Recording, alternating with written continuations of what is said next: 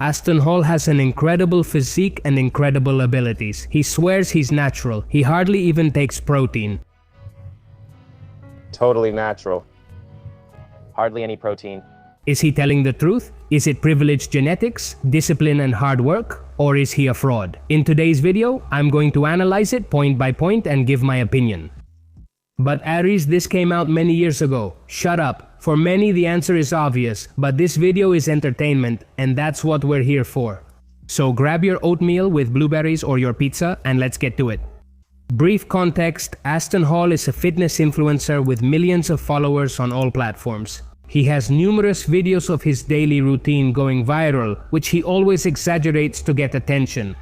And super viral videos like this one of him running with 560 million views, something really surprising.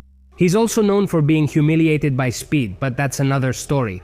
All his content revolves around high-performance mindset, self-improvement, being better in every aspect, business, training, a healthy lifestyle, and a very defined physical appearance. Basically, it's perfect marketing. And most importantly, he has stated on several occasions that he's natural. In numerous podcasts and interviews, he has sworn it. He's promised it thousands of times. With phrases like he doesn't even take creatine, he barely takes protein, that he doesn't know anything about substances, that he doesn't understand any of that, and much more. They should think I'm on some type of performance or enhancement drug. They should, because my workout routine is not normal. It's not like theirs. So we're not going to be built the same. First, let's play defense attorney. I'll tell you in advance, it's difficult. There are several arguments that his followers and supporters usually mention. The first is exceptional genetics. I think this is obvious. You can't achieve a physique like this without a genetic predisposition. I think he has a tendency to gain muscle mass easily and also has extraordinary shape. He has rounded muscle bellies and good insertions. He has great explosiveness. Genetics can create physiques that seem impossible, but only up to a certain point. Another thing in his favor is that he has been training for many years. He has about 15 years of training, extreme consistency, intense training, and very controlled nutrition. It should also be said that on social media he uses very good image quality, lighting, and he usually appears oiled up and with a big pump. It should also be noted that he doesn't have any side effects from using substances. He doesn't have acne, he doesn't have damaged skin, he doesn't have hair loss. In fact, he has quite a lot of hair, and he doesn't have gynecomastia either. It's true that this doesn't have to happen to everyone, and it can be managed and hidden. Now let's go to the other side of the debate, to the arguments against him being natural, which are many, in fact all of them. The first of these is that he maintains a pretty good level of definition all year round. It's not an extreme definition like a bodybuilder, but it's true that he has very little body fat. He could be at around 10% body fat throughout the entire year. Without ups or downs. It's not an outrageous number either. It's achievable naturally, but it's something that needs to be mentioned, because this also goes along with the next point.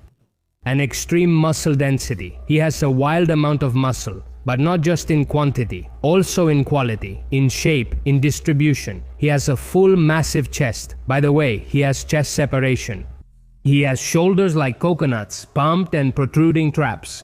He has big arms, thick, like someone else's leg. And speaking of legs, his are big and muscular. I comment on bodybuilding and I bring bodybuilding to the channel. And I can say that with this physique, he could compete in men's physique and who knows, maybe even in classic. And with a few months of preparation or a few years, he could end up winning competitions. His genetics, to me, are elite level, and comparing him to natural and non-natural bodybuilders, it's very hard to believe, if not impossible. And that's backed up by athletic ability. He's very athletic. He's fast, explosive, agile, strong, flexible. He has it all. Everyone says I'm not natural. You sure don't look natural, brother. That's the goal. Given his physique and how long it took him to build it, this is another point against him. At 23 years old, he wasn't new to training, although he did have a pretty high body fat percentage. And in 2 years, he dropped to 9% while gaining 20 pounds of muscle. Or in other words, 9 kilos. He achieved this in 2 years. And in 1 more year, he gained another 4 kilos, but wait. In 4 years total, he had gained 37 pounds or 17 kilos of muscle mass. all while losing fat, improving his body composition, his strength, his explosiveness, everything. If he was really natural, with that physique, he could be a world champion in natural bodybuilding. And if he took steroids, he could compete for the Mr. Olympia in men's physique or classic physique. And let's move on to the last point, which is marketing. It's about appearances. Aston Hall sells you a viral routine that will lead you to success.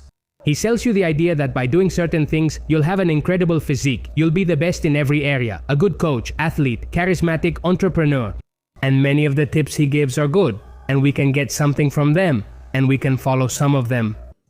But he's definitely selling an impossible body. He's selling something you're not going to achieve by following the natural path, the one he promises he's following. And in that way, he also gets a lot of followers, a lot of clients who buy his coaching, buy his supplements, with that false illusion, with that blind hope that they're going to achieve something similar to what he has.